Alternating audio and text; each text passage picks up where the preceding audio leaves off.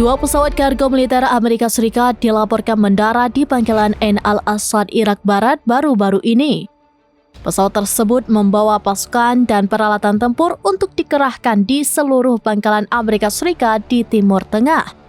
Seorang sumber kepada media MNA pada Sabtu 28 Desember 2024 mengungkap kedatangan dua pesawat militer Amerika Serikat. Sumber mengatakan pesawat Amerika Serikat membawa tentara dan peralatan militer ke pangkalan tersebut. Laporan itu menambahkan bahwa pangkalan Ain al-Assad di Irak akan diubah Amerika Serikat menjadi pusat logistik.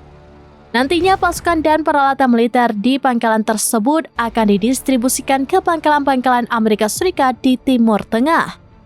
Sumber mengungkap lalu lintas udara di pangkalan tersebut meningkat secara signifikan sejak 8 Desember. Puncaknya terjadi dalam beberapa hari terakhir. Beberapa penerbangan dilakukan dari pangkalan Amerika Serikat di wilayah Teluk Persia dan pangkalan di Eropa. Langkah ini disebut sebagai tanda dimulainya pengerahan terbesar pasukan Amerika Serikat di Timur Tengah.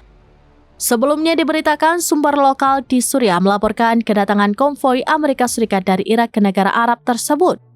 Sumber Suriah mengatakan bahwa konvoi militer Amerika Serikat termasuk 50 truk yang membawa kendaraan lapis baja, peralatan militer, dan logistik. Konvoi itu sedang dalam perjalanan menuju salah satu pangkalan militer Amerika Serikat di timur dan utara Suriah melalui perbatasan Al-Walid. Selain memindahkan konvoi militer, Amerika Serikat menjarah minyak dan gandum dari wilayah timur Suriah dan memindahkannya ke pangkalannya di Irak.